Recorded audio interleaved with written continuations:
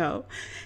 Hey everyone, this is Mama Sita with Classy Gamer Gals, and I am back with another open mic podcast.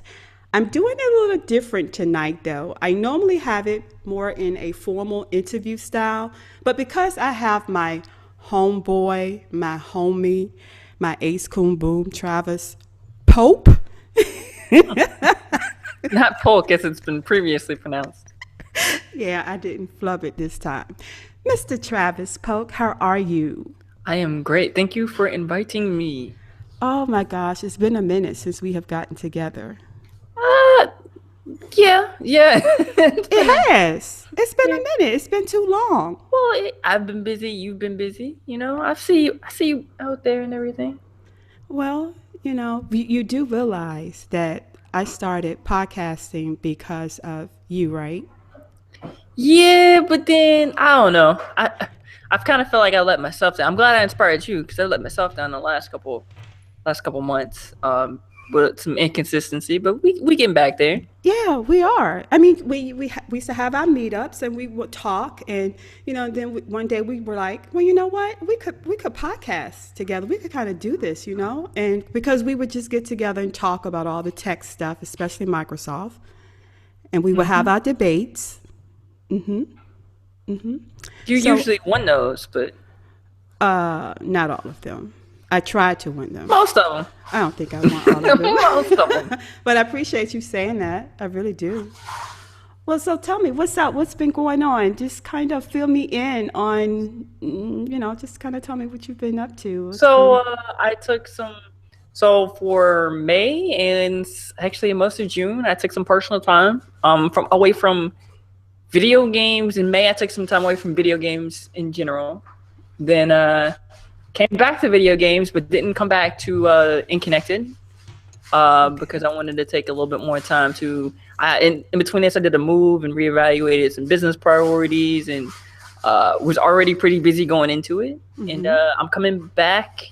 My first real official week back is actually started on Tuesday. So Okay. got some new stuff going up on the website, making fun of And people, and yeah, I'm back. your website. Oh What? yes, the N THE-EN.com. The Told you. I told you to look for that, didn't I? and before we get any further, I know what you're thinking if you're listening to this. It's THE-EN, so it sounds like it's the N, but whatever. Yeah, Actually, we came up with that. We came up with that together, as a matter of fact. yes, we did. Yes, we did. We shortened and connected to the end. Yeah. So And we're we still also, talking about all things entertainment and Xbox stuff. And I think last week we covered some Orange is the New Black just to like ease myself back into it. But yeah. hmm okay. Let me ask you this. hmm Have you played Inside? No, I have not. I have Oh, heard amazing things on Inside. I have read at least 4 reviews, including a 256 character review by Phil Spencer, in which he called it his game of the year. I saw that. Um, I hear amazing things. I'm probably not gonna get a chance to play it anytime soon. I'm easing myself back into gaming by completing season passes that I purchased and never got around to doing. So like I'm in the middle of finishing the Batman season pass. I'd already hmm started it, but now I'm like finishing up the last add-on mission, and then after that I'm gonna move to Assassin's Creed Syndicate. Um, Oh, forgot yeah. about you and that Assassin's Creed. You Yes, I just love love that Assassin's game. Creed. I do. I love Assassin's Creed. I actually I I just, love Batman more, but the mm, Assassin's Creed series is just, oh, I and can't get into it. After the first one, it was just so clunky so I and never played the first one. awful. Oh my, well, that's why you still love it. You didn't play the first one. Well, my girlfriend loved it. I think she loved it before I did. Like she played all of the original ones, like Assassin's Creed. I remember going with her to pick up Assassin's Creed 3, and she enjoyed it a lot, and she finished it in maybe like a couple days, and I was kind of interested but not interested enough to try it. And then I played Black Flag with her and thought it was amazing, and then I've been hooked ever since. Yeah, I do. I do see I you even liked playing that Unity. I one. liked Unity a lot, actually. Hmm. Yeah, I loved Unity. You know, once it stopped breaking my console, I loved it. Like it was, it was great. But I hear great things about Inside though.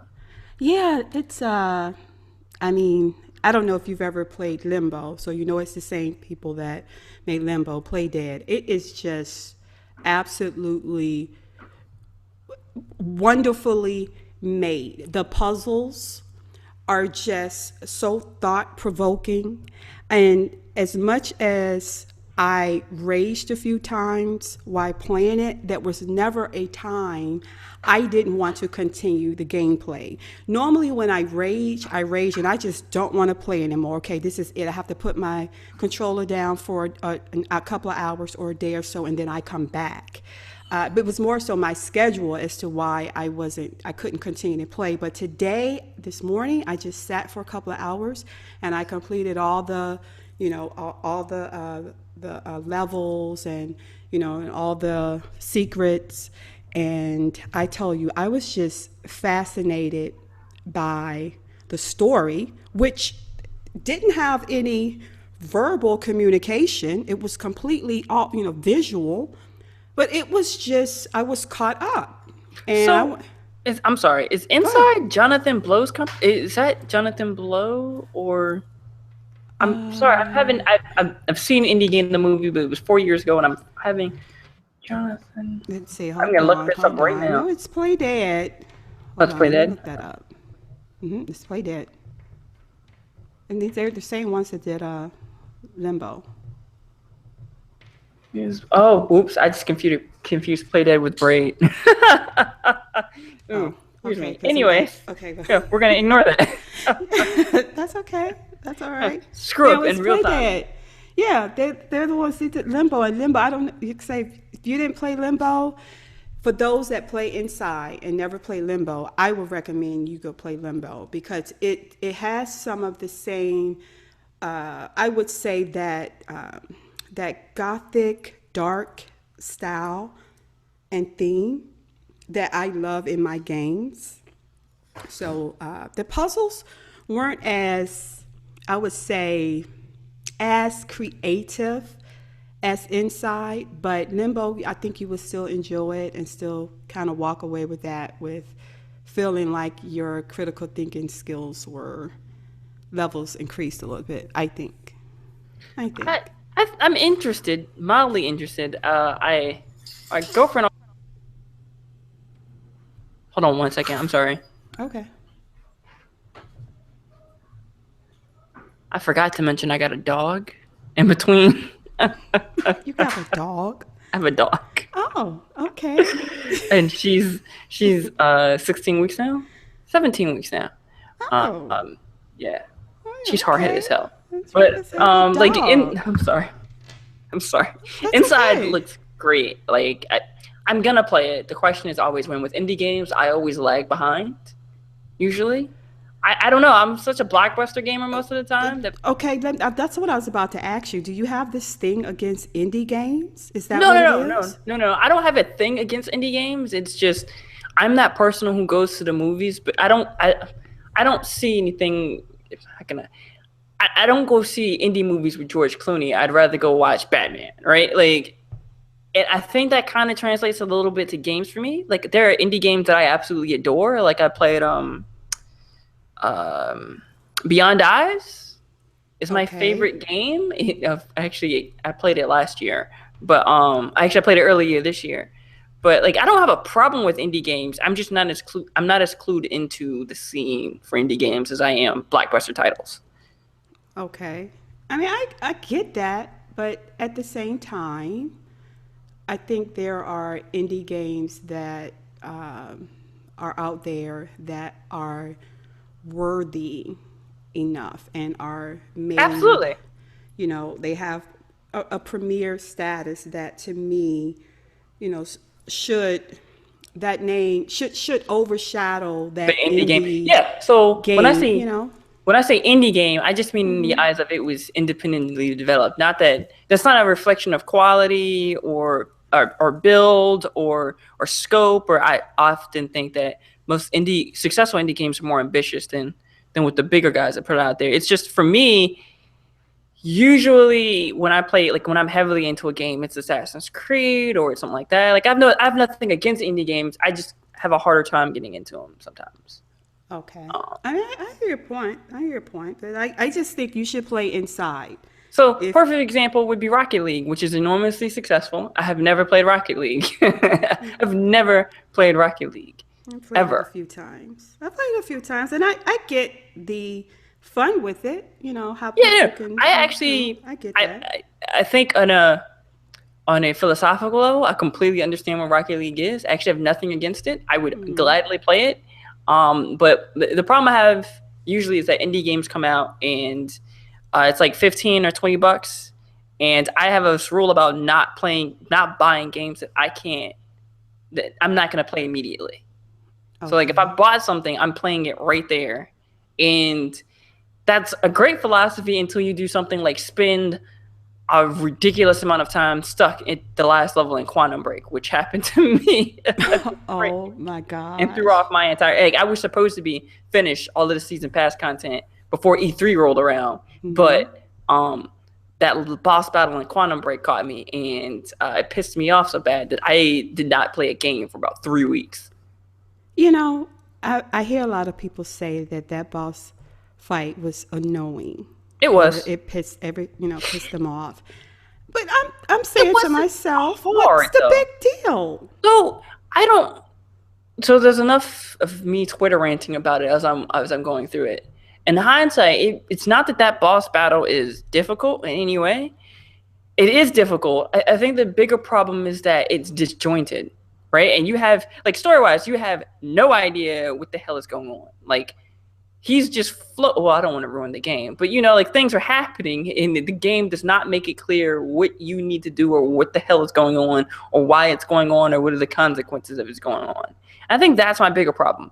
Like up But until I didn't then, get that. I see. I didn't feel that wasn't my experience. I was completely in tune to what was happening and the story and why I was doing what I was doing. I didn't walk away with that. I would say would cause the frustration is the fact that Quantum Break is very uneven. Right? We can both agree that difficulty wise, there are parts of that game that are literally just you shoot a couple times and you keep walking, right? Okay. And so when you do that, you run the risk of like if you have peaks and valleys in difficulty, and then you spike it towards the end, it feels like to some people it's a cheap clip in the knees to extend the amount of time you're going to play the game, right? Okay. And I think that is why people hate that level. I think it feels cheap. It feels like Remedy got to the end and they were like, but what if we just did all of this all at the same time?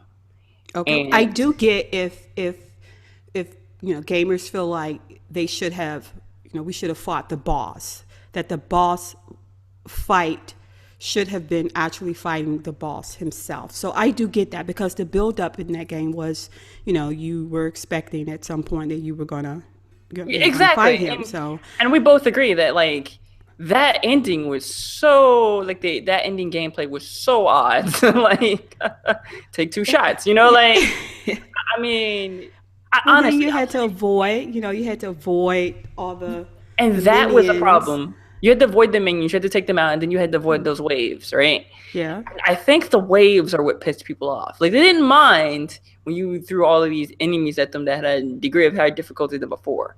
It was the fact like he started giving off waves, and all of a sudden you're like, "Well, I got a dash here, I got a dash there. Why didn't you?" There was no indication that you needed to run until you died twice, and then you're like, "Oh," and by then you're like, "What was that?"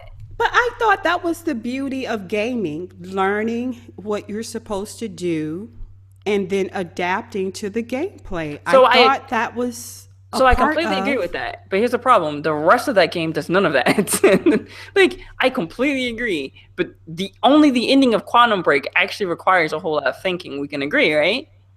Yes. Yes. Whereas the rest of the game is like, like the rest of the game is more TV show than it is game. Right? Like you get in some action scenes, right? But it's mostly your experience in the world. And I think that was the bigger problem, right? But I'm glad you liked it. I thought that in the end, I thought the game was good. I didn't think it was great. Well, I had issues with the cover system. The Oh cover God, system was block that. atrocious, I and completely blocked that out of my it mind. But did you're take a right. minute for me to warm up to that. Other than that, I completely loved the game, Yeah, and automatic cover system was terrible. it was awful, and I can admit that. I mean, it was a good game. It wasn't a great like it certainly was no system seller, but um, I didn't think it was awful. Like I know some people who were like it deserved a 1 star. It wasn't that bad. Well, no, I don't know. I don't know if I would say that it wasn't a system seller. I mean, I think we all have our own expectations and we all have our own experiences. I'm not going to say that game was a 10. If I had someone asked me if I had to rate the game, I would have given it an 8.5. I'll And be more that was my experience. I'll be more specific. What I'll say is I don't think there were a lot of people who bought consoles specifically to play Quantum Break in the end. Like I think they may have thought Quantum Break was cool, and so they bought an Xbox One, maybe. But I don't think it was. If we look at numbers, purely numbers, I don't think it drove a whole lot of console sales. Do you think that what what we define now as console exclusives, do you feel like the Xbox, PlayStation, Nintendo, and I have to include Nintendo, of course, but do you think the exclusives at this point in the culture of gaming are console sellers anymore? No. Well, okay, I take that back. It depends, right? It depends on what audience you're trying to. It's always dependent on what audience you're trying to attract. The core audience, I think, exclusive games do sell consoles. I think when it comes to people who don't follow Kotaku every day or Game Informer, I think it is exclusive experiences, not exclusive games that sell consoles. So an idea of an exclusive game would be Uncharted. An idea of an exclusive experience would be PlayStation VR. Okay. I think so. I don't know. I guess I think in my opinion, based on what I see and what I hear, I just feel like the gamers today have evolved and they've changed. I just don't think we have those hardcore God of War, Uncharted, Halo, Gears, Fable fans anymore. I think those folk have grown up and are into adult lives, and they don't want to sit in front of their televisions and play games all day long anymore because they have families, they're married, have children, Well, jobs, I think they and still want to. well, okay, well, They just perhaps can't. you're Like, I think right, they right. want to. I Perhaps, think they just can't. yeah. I would agree. They want to, but they just can't. And I think the generation that have come up behind them, that are replacing those type of core gamers, don't have the same mentality. They aren't impressed with the Uncharted 4s and the Halo 5s or the Sunset Overdrives or Rise of the Tomb Raiders. They aren't impressed by those games anymore. I mean, to They're not me, impressed by games in general, though. Well, okay. To be fair, I like Halo 5 Guardians. I thought it was much better than Halo 4. yeah, but I they're could see where playing. you wouldn't. I could see where people wouldn't get too worked up over that. I know I did, but I could see where somebody wouldn't. Uncharted 4, I could. I think the problem is I think you're right, but I think it has something more to do with the evolution of pop culture in general, right? I, in my opinion, it is rare to me to see a franchise keep making movies over and over again and keep getting bigger and bigger returns. It happens, like say, um, crap, I can't believe I just forgot the movie with Vin Diesel. Well, like Fast and the Furious, right? So Fast and Furious is a perfect example of like franchise that doesn't have the best writing, but it's an action series. People keep coming back for more and more, and it keeps selling more, right? So that's like a rare like outlier, but usually sequels don't do as well as their the original movies. I mean, Pixar is getting away from making so many sequels because they know that it's hard to repeat the magic of the original. I think we have a generation of people who have become disillusioned with the idea that just because it has a higher number, it is necessarily a better title. I think you have to prove to them more. They've grown up with sequels all their lives. They want better games. They don't want Halo 2. They don't want Halo 6. They want a game that is Halo that is infinitely better than Halo 5. And they don't give a crap that you put a 6 on the title. I I would agree with that, and I think you make a valid point in describing the current, well, when I say the core gamers of old, and when I say that, I don't necessarily mean you're an old gamer. I just think, from last gen into those that were in last gen or the generation before that. I think that type of gamer has just dwindled, and it just seems like there are more gamers that just want to play. They buy their consoles for Grand Theft Auto, Call of Duty, or Call of Duty, and that's it, and that's all they play. So I was wondering if you were going to come up with. I was wondering if you were going to use it as the antidote to everything I just said. Well, because it's true. It's true. I wasn't trying to, but it just seems like there are more of those type of gamers than those of us that want that core single player experience, story driven, or that wants something new and different, or that are driven by the graphics, or the story, or exploring.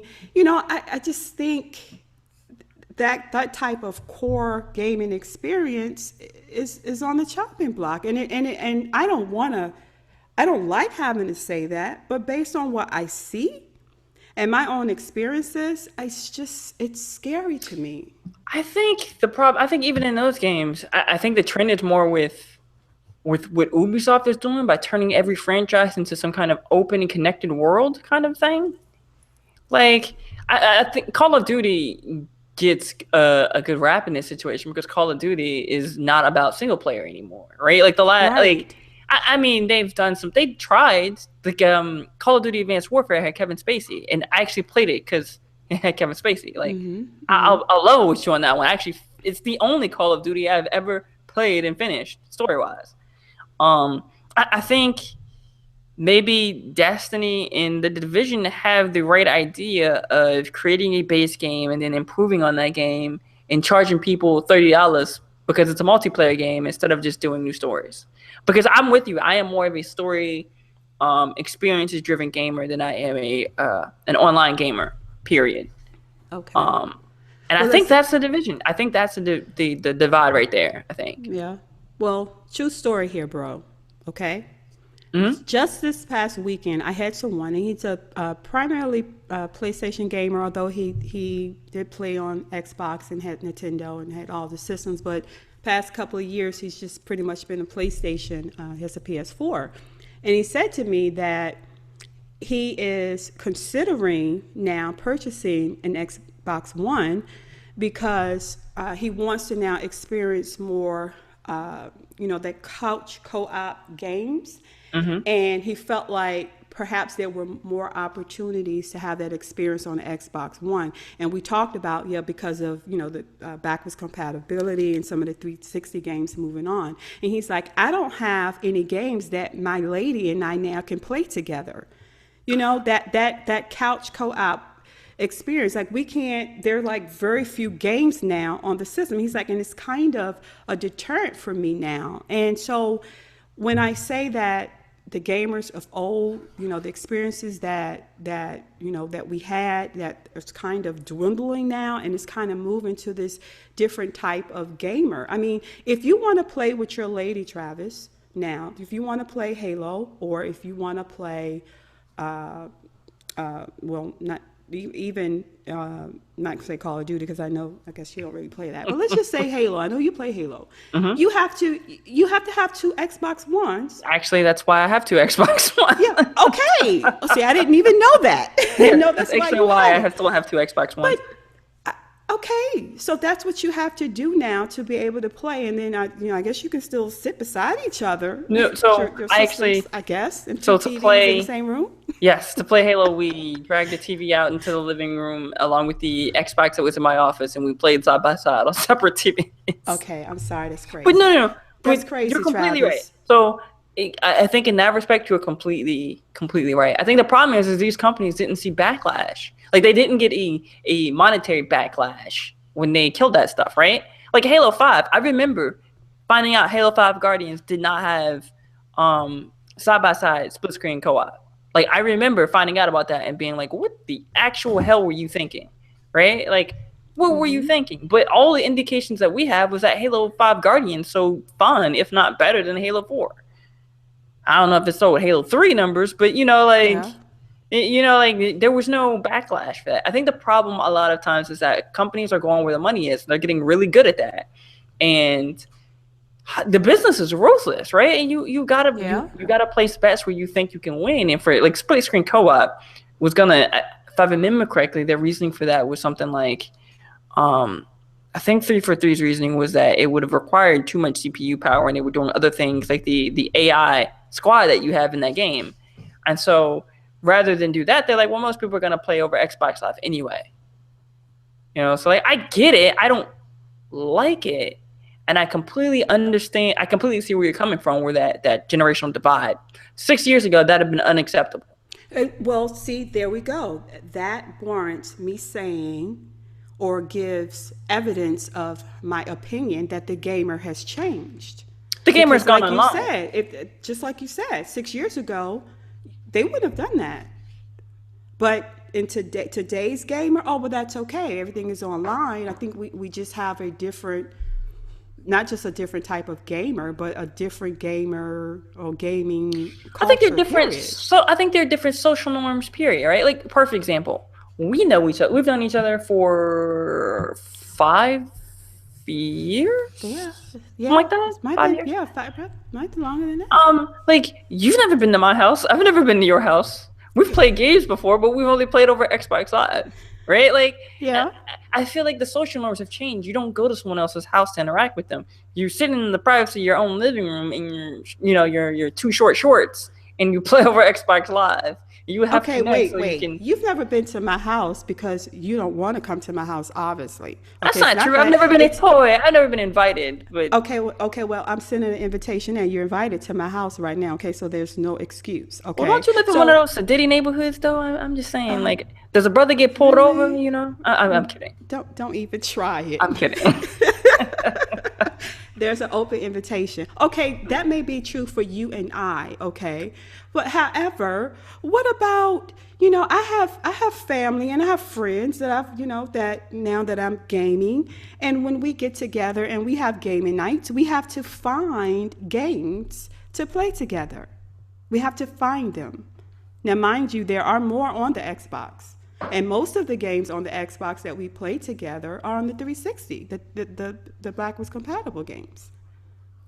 So what do you do when you all want, what do you do when your friends, when you all come together and you can't play your video games like you could 5, 6, 7 years ago? That particular gamer that still wants that experience, what does he or she do? I think the problem is he or she isn't speaking with their wallet. Yeah, I think that's it. yeah, I think yeah. I'm always a big believer in free market principles. If you want to change something, make sure that someone can make less money off of whatever they changed. I mean, again, I hate to keep beating up on Halo 5 for it, but it's a perfect example. It's a next generation game that uses cloud technology and online connectivity in a way that's unique and different, but also costs you something, right? And I think the trade-offs are just that we're more willing to take the benefits of that than concentrate on split screen co-op. I can say this: split screen co-op is one of those things that you do not miss until you realize that it is not there. I agree. It is I would like, agree with that. yeah. I mean, it's only gonna get worse. Perfect example, right? So with the Xbox 360, the back of the case of every game told you if a game has split screen co-op, if I remember correctly. Like there was a little indicator that said, hey, you can play. This is 1 or 2 players, right?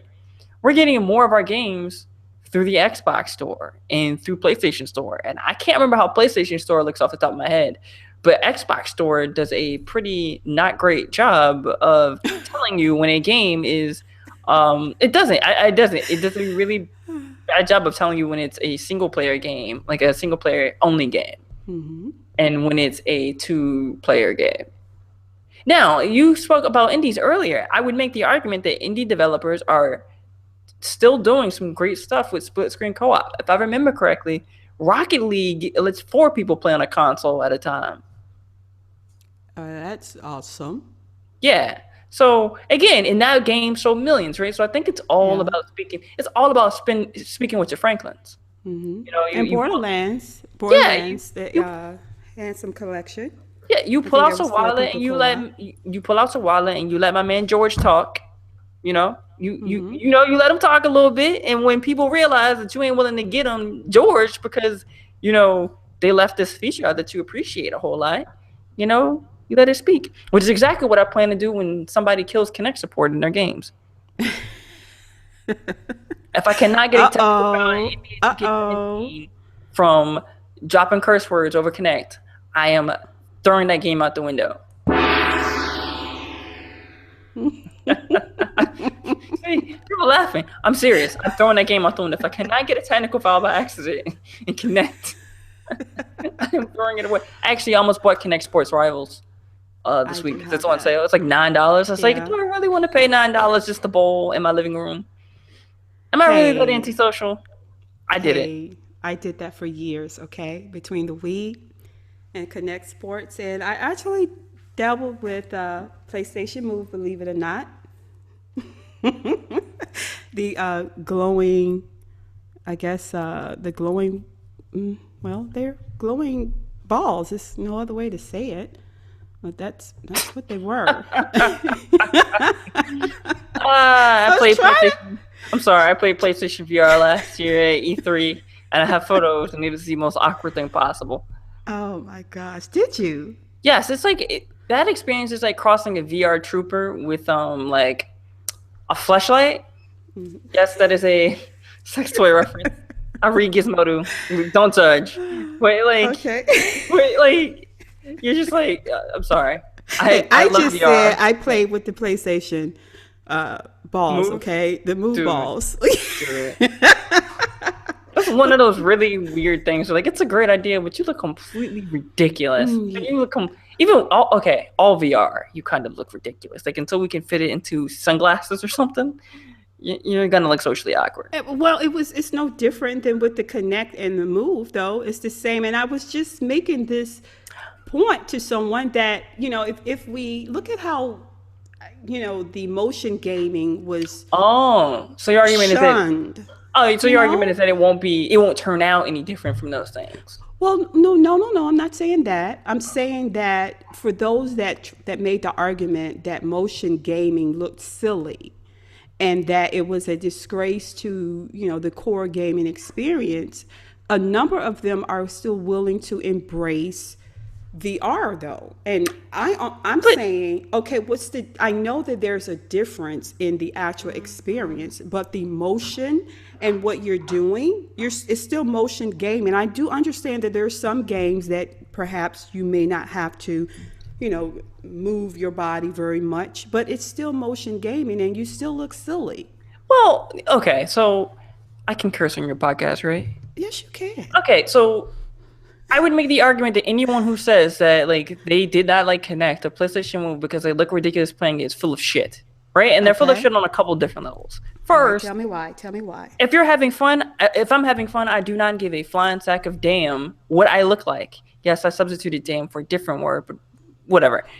I don't care what I look like. I care that I'm having fun. I care that I am enjoying myself, right? Like the whole self-conscious, that doesn't work for me. The simple fact is if it was compelling, you'd keep playing, right?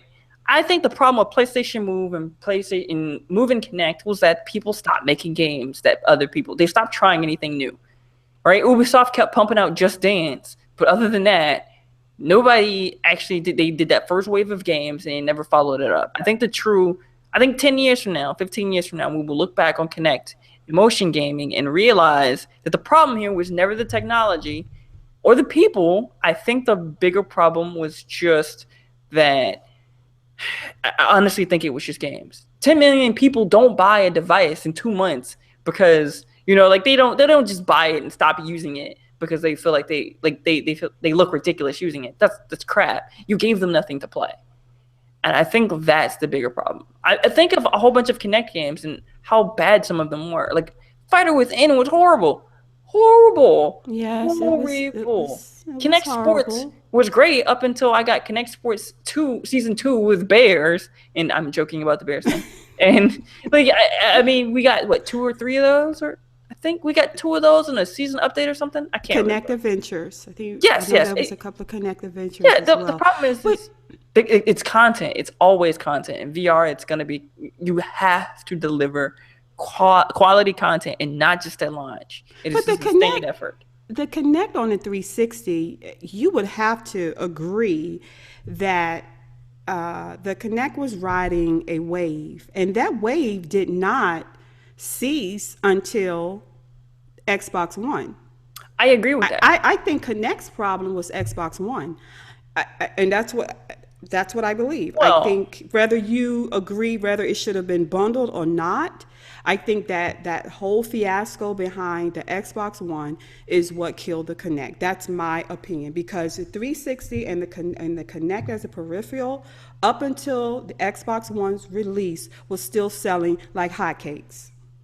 I think so. By extension of that, I actually don't disagree with you, but I would go a step further and say Kinect's problem was Microsoft.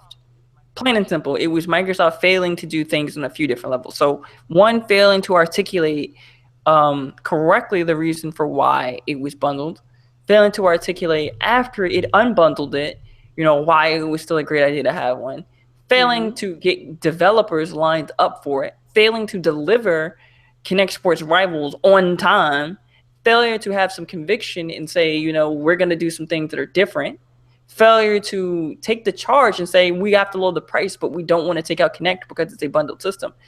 I think the problem is that Xbox leadership bungled it, plain and simple. They did. I think it's. I mean, in the fact that we saw less games for Xbox One is a byproduct of them bungling it. Like they had no conviction. They came in with a vision, and once someone said, "Hey, we don't like your vision," Microsoft got like a I hate to use this image, but a self-conscious teenager, right?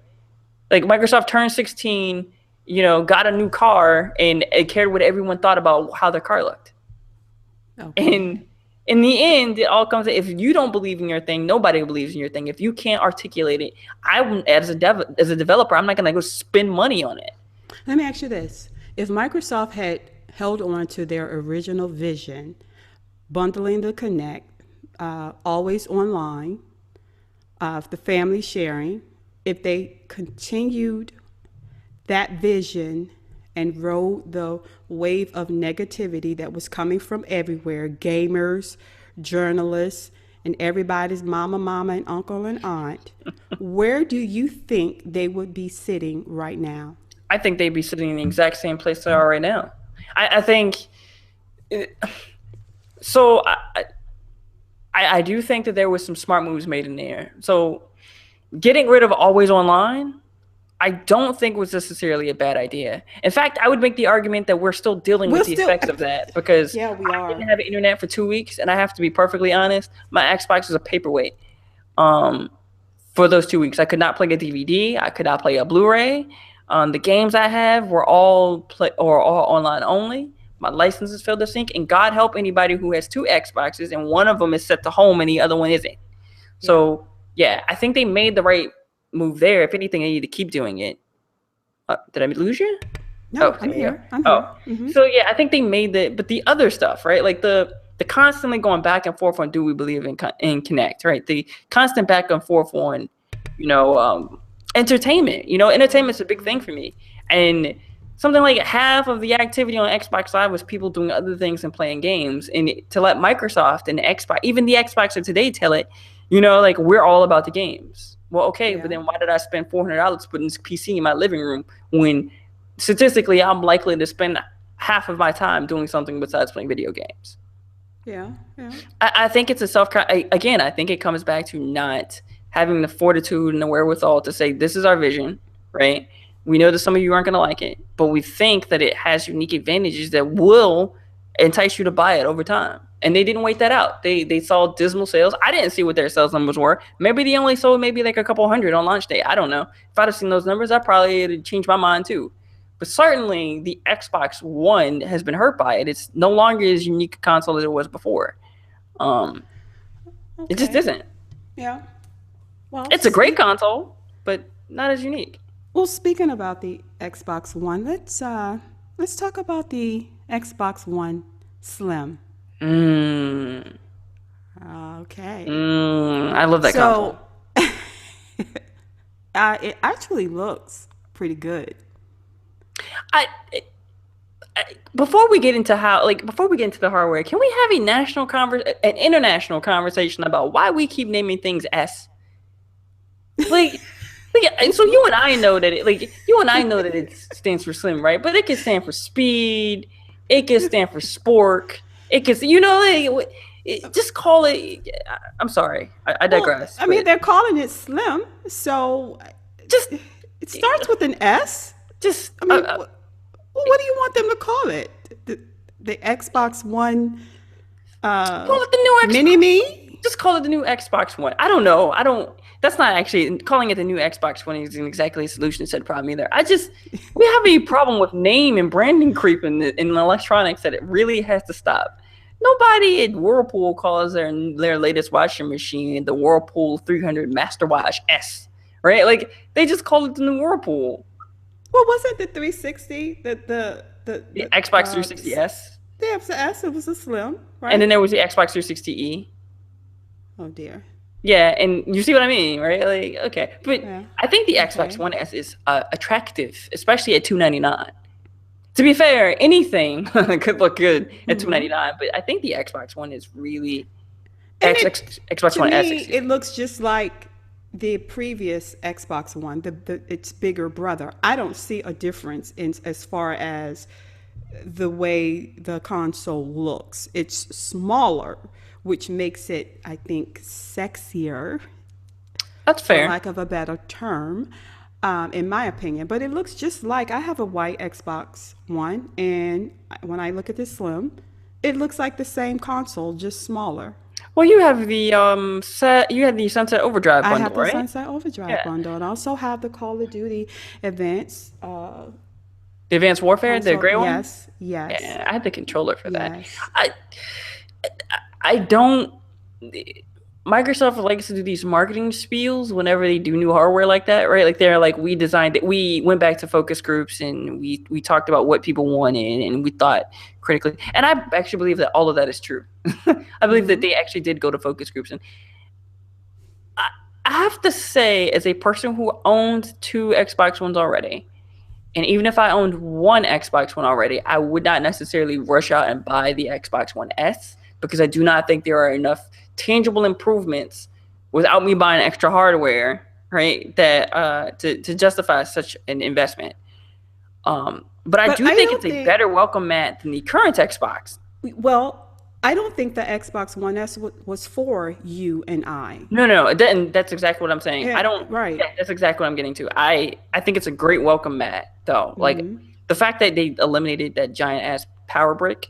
Yeah, it's worth. Yeah, it's worth and reduce the size. Yeah, by like what they say, 40% or something like that. Yes, 40%. I mean, because for so many people that was just so unappealing, and for those that are still on the 360, and mind you, we do know that there are a number of people that are still on the 360. Yes, and I have family members myself who are still on the 360. Love you, fam. Well, they're still on it, and they're on that 360. And those that have Xbox Ones in their homes, they're using their 360s, and it's made for them. You know, like it's made for them. It makes sense for them. It looks like the Xbox 360. It speaks to, in my opinion, the things that they added speak to the simplicity of the Xbox 360. Mm-hmm. You know, like the infrared port is built into it, so that you no longer have to worry about plugging in the Kinect just to change the channel, right? All your Yeah. ports are on the front, and so you can easily access them, just like on the 360. It can stand up and it can lay down, just like the 360. And I think I will say this: I would not intentionally, given the choice between an Xbox One S and an Xbox One, I would always pick the Xbox One S. I do think it's weird that they didn't put Bluetooth in though. The console itself, because the controller has Bluetooth technology, Yeah. but the console itself does not, from what I can tell. Which is kind of odd to me because I feel like that's one of those things. If you were gonna do it, you should have probably done it all the way. I wonder what the rationale behind that. Oh, I'm pretty sure the Perhaps there was rationale was they something. wanted. I'm pretty sure the rationale was that they wanted everybody on Xbox One, the console itself, on a level playing field. Like, and I'm just Yeah, spitballing. and think I'm thinking about it. If they had incorporated you've got Bluetooth capability in the Xbox One S, could you see the uproar? you've got the worry. You've got other things to consider at that point. You've got stuff like latency to consider. Hey, how do like, hey, we just introduced this variable that wasn't there before. What if the people who are playing on the Bluetooth stack have a latency problem that's not on our completely closed standard thing that we introduced? So I get it, but like that was the only thing I'm missing. I'm not impressed by 4K support. Are you? Am I? Yeah, like 4K video support. Are you impressed by that? Because Yes, I am. I really? mean, I'm not going to say that I'm impressed, but do I want it? Yes. So you actively want 4K? I Okay. want I want all the bells and whistles. I do. I mean, you know I'm kind Well, of the one. I'm all down with new features and everything. I think my problem with 4K video is the same thing I have with 4K gaming, which is half the people screaming about wanting 4K resolution don't have 4K televisions.